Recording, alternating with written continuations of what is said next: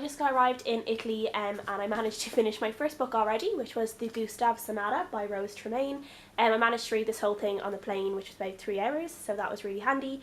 And this one is just kind of a quiet book about two boys called Gustav and Anton, and they just become friends when they're younger, and it just follows them as they grow a little bit older. And then there's also a middle section that revolves around Gustav's parents and how they met before he was born. And I really did enjoy this one. Not much happened in it, but I kind of just enjoyed the character development and just seeing the background of the parents and stuff, so I don't have too much to say about it. But I did quite enjoy it, so I'm giving it a 4 out of 5 stars.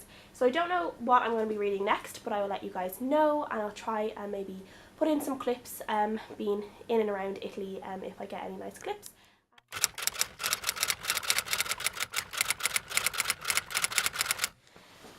Hi guys, so it is Friday the 28th and I'm in Siena, Italy, and today on the train I finished Head Over Heels by Jill Shalvis, which is the third book in the Lucky Harper series, and this one follows the sister Chloe Traeger and her relationship with Sawyer, who's the sheriff, and just kind of goes through their trials and tribulations as they figure out their feelings for each other. And this one was really good. I always enjoy the Lucky Harper series. They're just kind of sweet and fun and really easy to read. So I got through that one really quickly and I quite enjoyed it, and I gave it a 3.5 out of 5 stars. There's anything really deep or complicated about these books, but they are just really fun to read and get through quickly, as I said.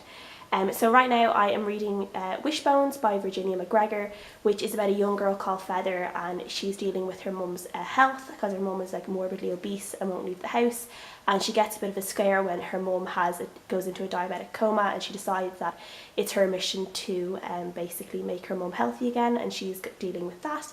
And then she also ends up becoming friends with the boy who is dealing with anorexia, so she's kind of has two people on both different sides of the spectrum that she is trying to help.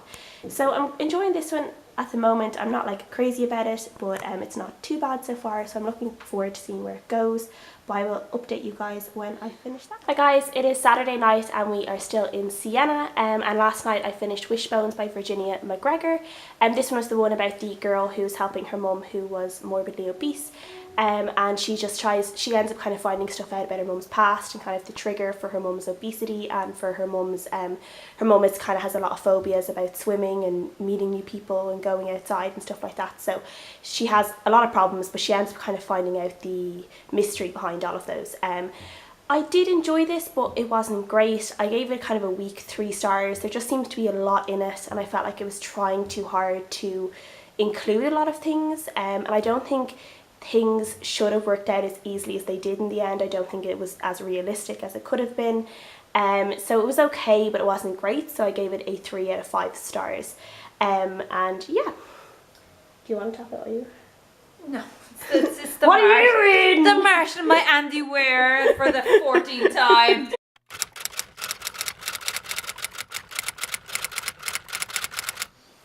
Hi guys, I am just in Luca now, and I just finished my next book, and it was Lost Rider by Harper Sloan, and this is a book I got from NetGalley, and it is the first book in the Coming Home series, and this is about a rodeo rider called Maverick, and he ends up coming home to his old hometown where he has a lot of kind of he had a bit of a troubling childhood, and he has a lot of like bad memories there, and he ends up coming home to this town, and he meets up with this girl called Maiden, who is his sister's best friend, but he's also a girl that he had a crush on when he was younger, and she had a crush on him, but he kind of broke her heart before he left when he was 18 and she was 16, and they kind of end up having a bit of chemistry between them again, and things kind of start up again.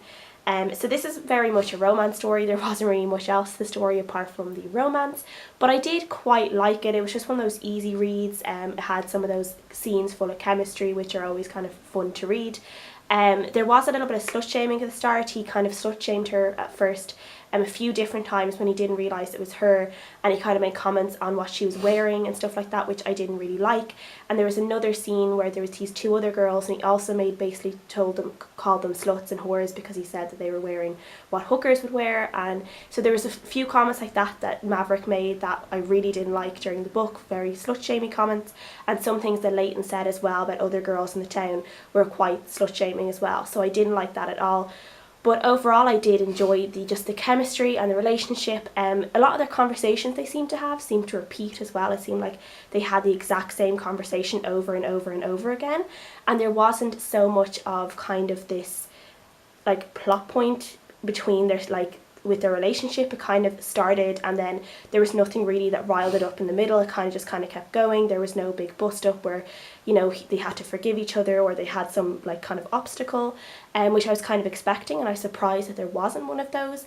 But I think maybe because it was so rocky at the start, the author decided just to let them go free like that. I'm not really sure, but yeah, so overall I gave it like a 3 out of 5 stars. It wasn't the best book I've ever read, but it was just entertaining. And there's going to be another book which is going to be about Maverick's sister. And I think I will read that just because it'll be fun just to read about a character I've kind of already gotten to know a little bit and just be in the same town and stuff. So I think that'll be kind of fun. So yeah, before I go, I thought I'd show you our roommate in our hotel room, which is our lovely knight here on the wall. We've called him the Bollocks. Bollocks. It's Sir Cadogan from Harry Potter. Yeah, so he's looking after us while we sleep, which isn't creepy at all. So at the moment I'm going to start reading The Power by Naomi Alderman, which is one of the Bailey's long list books. And this is just kind of about girls who end up getting this power to hurt people, I think. And it's kind of like, what if women were like the overruling force in the world or something like that. So it sounds pretty interesting. I haven't started it yet, but I'm looking forward to, and I'll update you on that when I finish it.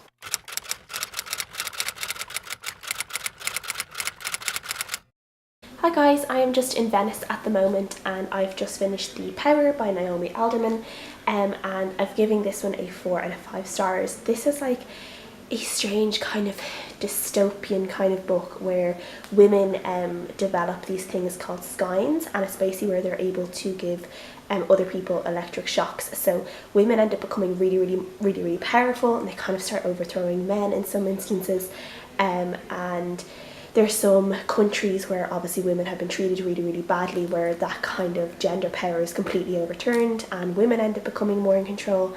And we're just seeing kind of a history of this happening and how things develop as, you know, just things kind of start getting out of control and stuff like that, and how political, like there's a lot of like political kind of things in this, like with governments and wars and stuff like that, and talk about nuclear power and all this kind of stuff. There's a lot of just like these like political little kind of side stories in it as well, which I really enjoyed. There is citizen journalism. There is a journalist who's trying to capture the story kind of neutrally, where he's neither on like the men or female side, he's just kind of trying to show it all, and it's just really good. It's really interesting. I just thought it was great to see how some things happened, like the women were doing some things to men and there was so much outrage because obviously there were some horrible things being done, but at the same time the same thing had been done to women before in history. So it was just kind of this whole thing was being overturned and women had the upper hand, and it was just really interesting to see how it all played out, and I really loved it. So I gave it like a 4 to a 4.5 stars in the end. It just wasn't quite a 5, but I did really enjoy it. I thought it was really great. The last physical book I have with me on this trip is The Gilded Cage by Vic James, which is kind of some kind of magical realism book, I think. So I'm really like looking forward to picking this one up, and I have Florence. I have 2 days in Florence, then I'm going to Florence tomorrow, and then I'm in Rome for 3 days. So I think I should definitely get this finished at some point during the next few days, and I'll be back to reading things on my Kindle. But I'm really looking forward to picking this up, and I'll let you guys know what I think when I finish it. Hi guys, we are currently in Florence. We're just getting ready to leave, but 2 days ago when we arrived here I managed to finish another book on the train over, and that was Gilded Cage by Vic James. And this is kind of a magical book. It's like about this modern Britain, but where there is this higher power of people with magic who are like magicians, and basically they are kind of the ruling class, and all the normal people have to basically give 10 years of their life as a slave, and have to work in certain slave towns or in these like magicians' estates and stuff, and are treated not very well, and terrible things can happen to them if they don't do what they are told. And this is about a certain family who do their slave indenture and how they get on. And most of the family go into an estate with this, like, the ruling family of the magicians, kind of the oldest and the most powerful, and their the brother and the son of the family ends up going to one of the slave towns where he kind of gets involved in like a rebellion there. So I really enjoyed this. I didn't really know what to expect of it because I'd kind of just heard that it was magical and it was a little bit like Harry Potter, I'd heard, so I was just intrigued to start it. But I really enjoyed it. I thought it was really easy to read. The system was really easy to understand after a few chapters.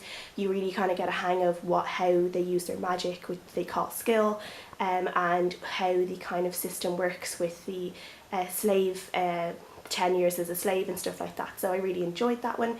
I wouldn't say it's quite like Harry Potter. It actually reminded me of what Harry Potter would be like if Voldemort had taken over. So that kind of magic is might, like Voldemort, Ministry of Magic slogan and Professor Umbridge and stuff like that. Like, it was very much like that. Like, the Muggles knew about the magic, but they were kind of enslaved by it and in awe of it, and they knew they would never be able to break free of it. So it was a little bit like that. It reminded me of Voldemort's kind of Britain that he would want.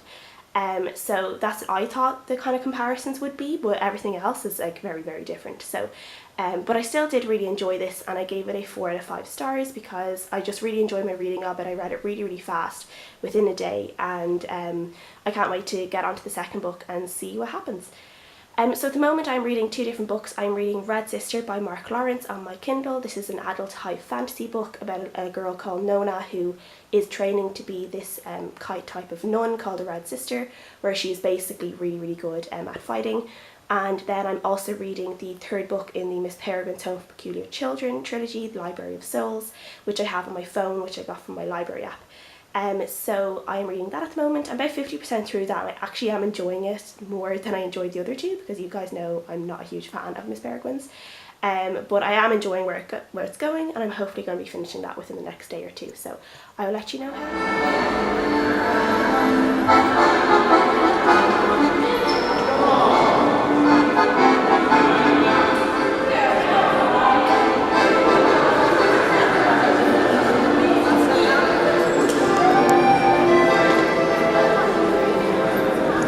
I'm in Rome at the moment, and I managed to finish another couple of books on the train. So the train from Florence to Rome took about 3.5 hours, and it was delayed for a little bit as well. So I managed to get loads of reading done. So I finished Miss Peregrine's Home for Peculiar Children, the 3rd book, which is Library of Souls, and I'm going to be giving that one a 3.5 out of 5 stars. So as a whole, I think I would give the whole series just a 3 stars. It wasn't great. It didn't like really pique my interest. I just kind of read it. The thing for me is just like, I really don't like Jacob and Emma as characters. I just find them really dull and boring, and even more dull and more boring when they're together and being like soppy and romantic together. And I just think it's kind of creepy because she fancied his grandfather as well, and it's just really annoying. I hate their relationship so much, and I just hate them as characters. So yeah, so I prefer all the other Peculiar Children instead of Jacob and Emma.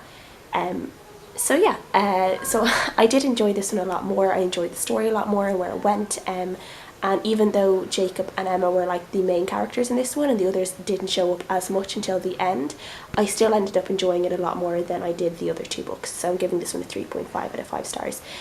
Though I don't think I'll be going on and reading Tales of the Peculiar, which is kind of just like a little side story to that. I don't think I like the series that much that I'd bother doing that. But yeah, 3.5 out of 5 stars, and it was grand. Yeah, I read it in like a couple of days, so it was fine. And then I also managed to finish an audiobook I was listening to, which was Tell Me Pretty Maiden by Rhys Bowen, which was the 6th or the 7th Molly Murphy mystery series book. And this one followed Molly. She had a few different cases. She was working in a theatre for a while to try and catch a ghost that this actress thought was like haunting her. And then she also finds a woman in the snow, and this woman doesn't know what happened to her. She can't speak, and Molly ends up taking care of her and trying to figure out what happened to her. So this one was quite a long book. It was about 40 chapters or so, about 11 or 12 hours maybe of listening, so it was long enough compared to what I would normally listen to, which is maybe 8 or 9 hours. I enjoyed this, and I liked where the story went. and I liked how many different things there were going on in the story as well. There were like loads of different things. I liked her relationship in this one as well with Daniel, who was like her sweetheart, though I am starting to get really annoyed at him because he's always going on to her about how her being a private detective is dangerous and not suitable for women, and like we're in like the 6th or 7th book now, so I mean, come on Daniel, like get used to it at this stage. Like he's really annoying, and he's just so protective, and he's always telling her that she's stupid. She does go and do stupid things, but he can be just so kind of protective of her and annoying about her, and he kind of holds her back a little bit a lot, so it's going to be a little bit annoying. But I did really enjoy this one for the most part, and I gave it a 4 out of 5 stars. And that is all my reading at the moment. I'm now about 80% through Red Sister by Mark Lawrence, so I'm really looking forward to getting that finished. I'm really enjoying that one. And I'm also listening to Queen of Tearling now by Erica Johansson on my library app, but I probably won't finish that soon. That'll probably be another week or 2 of listening to that.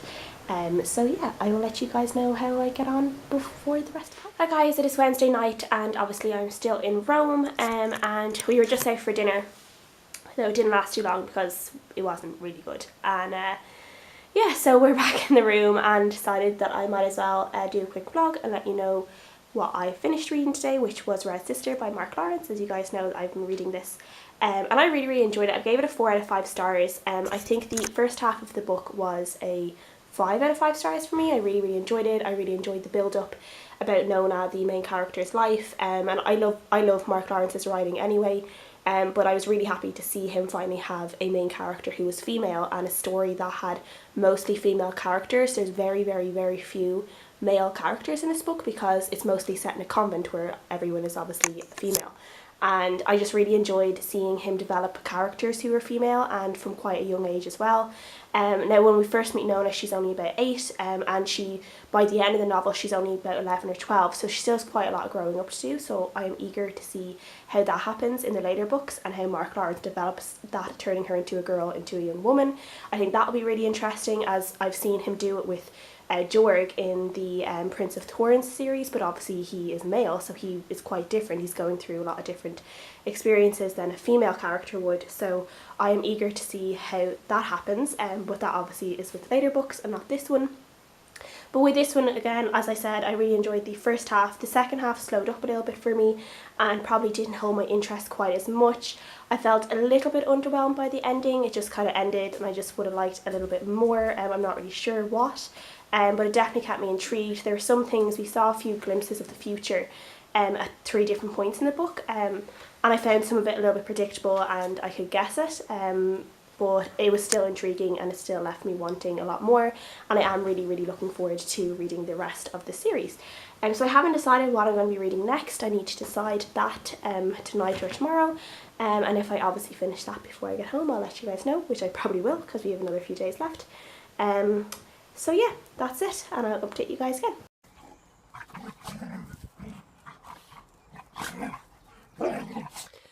Hi guys, as you can tell I am back in Dublin now, so I'm just finishing up this vlog and I just wanted to update you on the last few books I read before I came home. So I actually only finished one full book and then I kind of skim read one other one. I did finish it, but I skimmed a lot of it because I didn't really like it, and I DNF'd another one. So the book that I did finish was Sold by Patricia McCormick, and this is kind of a fictionalized, this is a fiction book about a young Nepalese girl who gets sold into prostitution.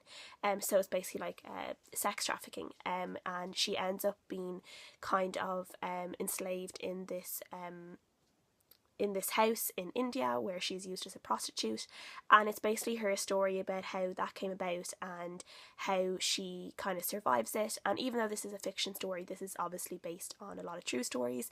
This is something that's happening, like, you know, the story at the start of the story, it almost seems like it is like in the past and it is almost like an historical story, but then once you get into India, and one of the little boys is wearing a David Beckham shirt and he's talking about David Beckham, so obviously it's quite actually a modern story. So you actually realise that everything that's happening to this poor girl is happening in our day, and this is something that's happening to hundreds and thousands of girls every year, and there are girls all the time going through this. So I think this is written, I'm not sure if it was written like for Amnesty International or with their support or something like that. I'm not 100% sure.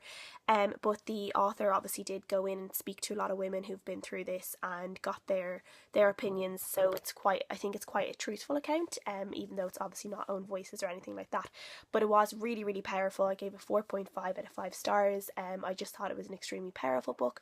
Really, really short book, really easy to read. The chapters are like really short and sweet, and you know, they're almost poetic in a way, I guess, but they're really, really good, and it's a really good book, and I would definitely recommend people to read it, even if it's just to open their eyes a little bit about what's happening in the world.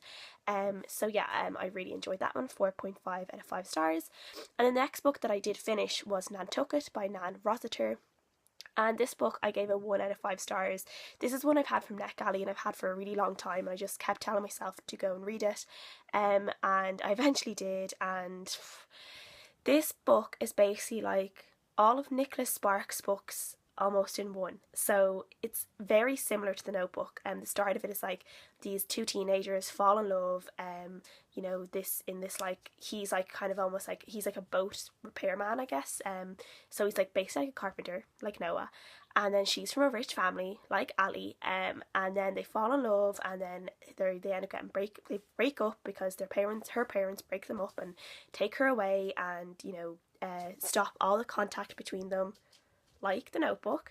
But then of course she ends up being pregnant, which is obviously not like The Notebook, but this is where it kind of changes. But she ends up being pregnant, and 20 years later he finds them again and finds his son, and then she comes back into his life, and then all these things happen, and he ends up kind of having her back in his life, his son back like in his life that he never knew existed, and then her other son kind of ends up coming into his life as well. And I don't know, this book was just so bad. I skim read a lot of it because there was so much in it that was so, like, it didn't matter. Like, there was so much just, like, I don't know, maybe it was just descriptions or something, but, like, and even conversations that didn't matter. I felt like the conversations didn't feel true. I felt it very strange that he never was mad at her once for keeping a son from him for 20 years. And, like, I don't care, like, when you're younger, when you're 18, 19, like, yeah, maybe her parents could have stopped her reaching out to him, but for 20 years and you don't tell him he has a son, like, that's a bit insane. Like, in terms of, like, that she never even tried to find him again. He was basically in the exact same place, like, all that time, and she never reached out to him. She never decided to say, hey, you have a son. So he missed, like, his son's entire childhood. And yeah, so, like, obviously it's good because he did come back in the end, but, like, I don't know, I just felt it was really strange that there was never any anger there about that. And then it just was really predictable. Like, there was one line in it where I was like, I could literally tell exactly where everything was going to go from there, and it did. So I gave this like a 1.5 stars in the end because it was just predictable. It wasn't very good, and I didn't enjoy it. And then the book that I DNF'd to 50% was Island of the Red Mangroves by Sarah Lark. This is another one I've had from NetGalley for a really long time. And this is kind of a historical book about this young girl who is growing up on this plantation, and she is actually the daughter of a slave and a white woman. But she has been fostered by her mother's husband, so she can kind of, like, she's living basically like as a white person would, even though in that day, because her biological dad is black, she could technically be a slave. So it's about her growing up, and, well, not really growing up, it's about her, like, kind of coming out into society. She ends up meeting this doctor and getting married and going off, and then there's this other kind of story, these other two, this a slave and a free black man, that get involved with pirates, and then their life kind of ends up mixing with Deirdre's, who is the young woman, and it kind of goes from there. This is actually the second book in this kind of series, which I didn't know. I didn't know it was a second book. I thought it was just a standalone, but it can be read as a standalone because you end up getting all the backstory from like about how Deirdre came about, like how she was conceived and stuff like that. So you end up finding all of that, like, the first little bit of the book. But yeah, it was just quite boring. There wasn't really much happening. I didn't like where the story was going, and I just felt really bored by it. So 50% through, I was like, I'm not enjoying this, I'm going to put it down. So I did. So yeah, so that is everything that I've read. This vlog was a lot longer than I thought it was going to be, so I'm sorry that you've probably sat here for like half an hour listening to me drag on about books. But I do hope you enjoyed the little clips that I've decided to put in, and thank you guys for watching as always, and I'll see you guys again next time.